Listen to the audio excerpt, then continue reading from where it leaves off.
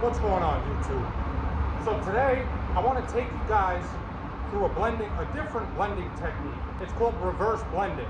This might be useful if you're working in a tight area and you really want to control how far your blend is going. The name of it is, it's pretty self-explanatory. Rather than start with just your coverage, like keeping it tight, you're gonna go as far as you want to go on the first coat. And then every subsequent coat after that, you're gonna bring it in tighter and tighter and tighter. Now, when you do this method, there's a technique that I find to be really effective when paired together.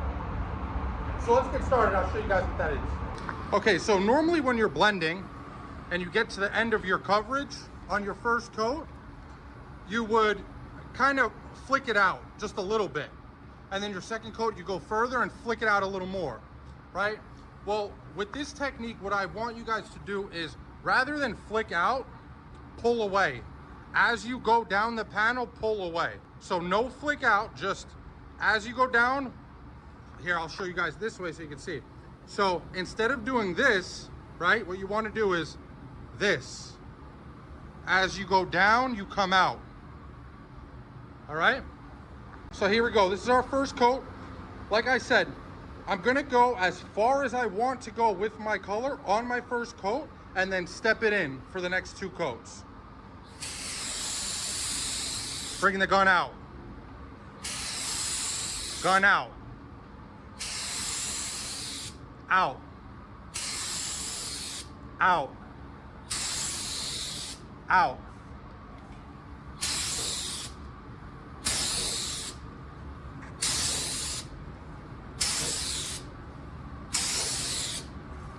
That's it. That's where my blend is gonna end now. And I started pulling out about 6 inches into this door.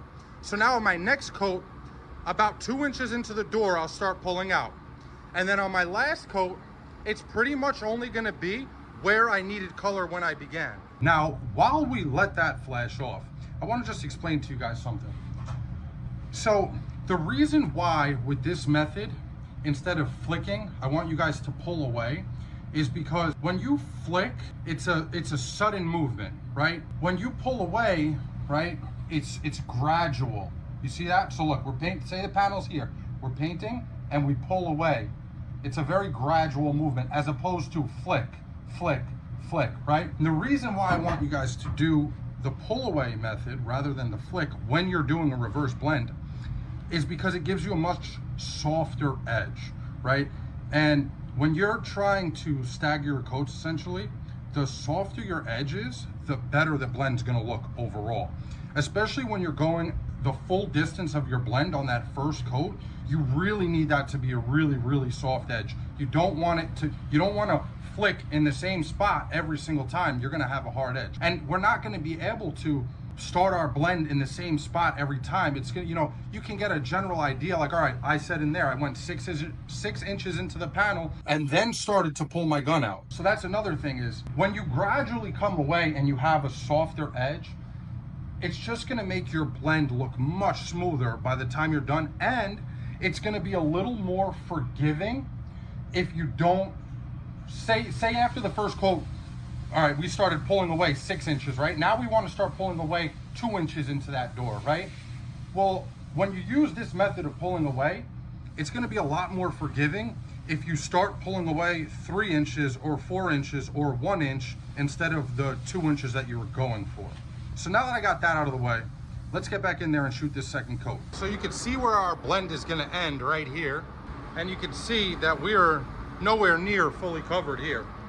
So now on this second coat, we're gonna start pulling our gun away about 2 inches into the panel, right? We don't want our paint going further than that. Now we want to stagger backwards.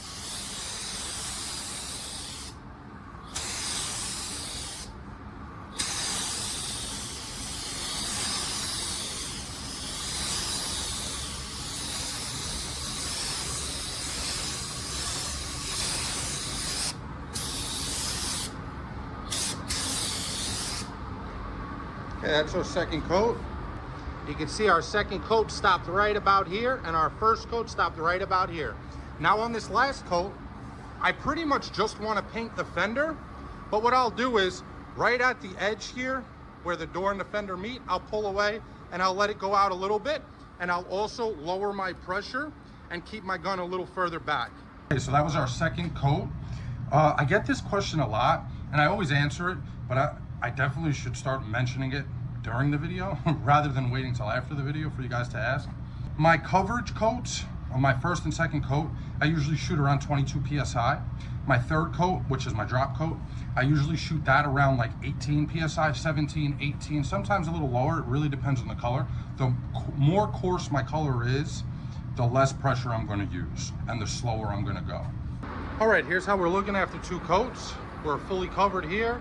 We're fully blended out there.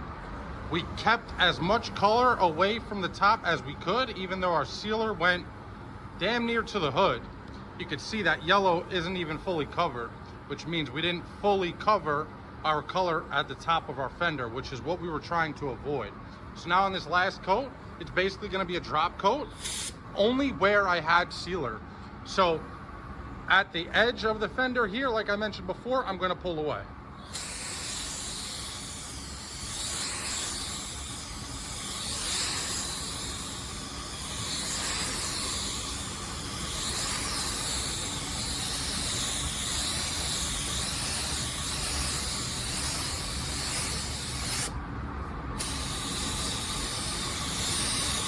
Now we'll let this flash off and then I'll show you guys how it looks before we throw clear on it. Okay, so here's how we look after our 3 coats. You can see we got coverage, we're blended out, everything looks great. We're gonna throw some clear on this thing now, and then we'll see how it looks after that. You can see how soft this thing blended out. You know, even if you're not doing a reverse blend, I encourage you to try the method of pulling back rather than flicking out. They actually recommend that you blend that way when you're shooting waterborne paint. So if you're shooting waterborne paint, and nobody ever told you this before, I mean, I didn't learn until I went to the formal PPG classes for Envirobase, that they want you to pull back rather than flick out when you're shooting waterborne paint, but you can also do it with solvent too. As a side note, this is a pretty sharp color. It's a pretty crappy car, but pretty sharp color. All right, let's get this thing cleared up. Gonna shoot it with my Porpoise PRD 717. Fan is about a little more than half a turn in. Gonna shoot it at 25, 26 PSI, 2 coats, and then we'll see how she looks.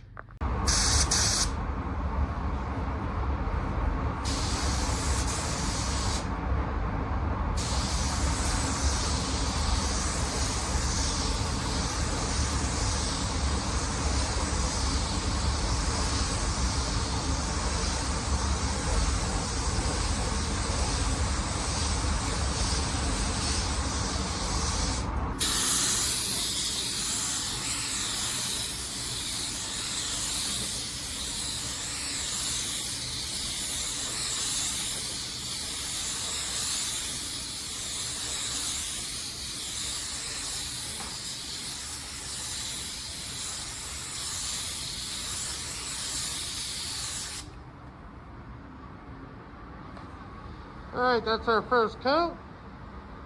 Looking pretty good already. One more and then we'll see how she looks. Okay, here we go, second coat.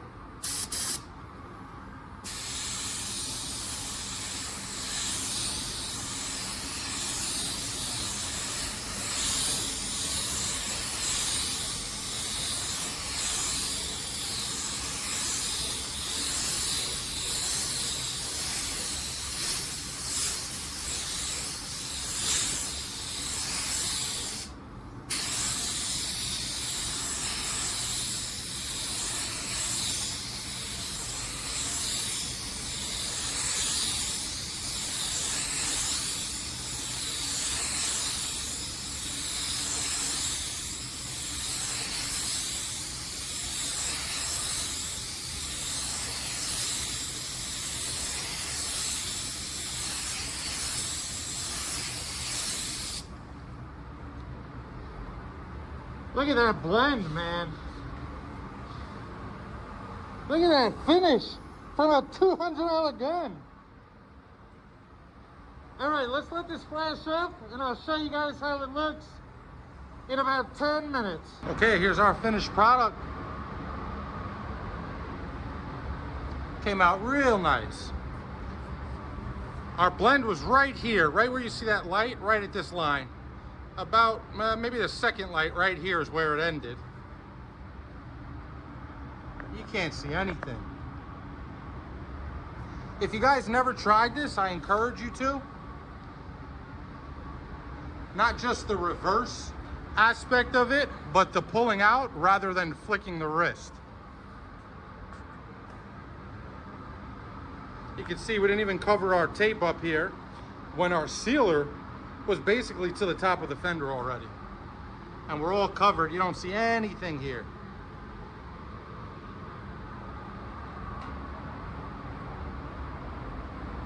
What a sharp color, man. Look at this thing. This color is just, it's too cool for this car. It really is. All right, that's it for this one. Thank you so much for watching, guys. I really appreciate it. If you got any value out of it, any entertainment, if you enjoyed the video, please like, comment, maybe subscribe. It means a lot to me and it helps the channel out a bunch. All right, guys, till the next time. Peace.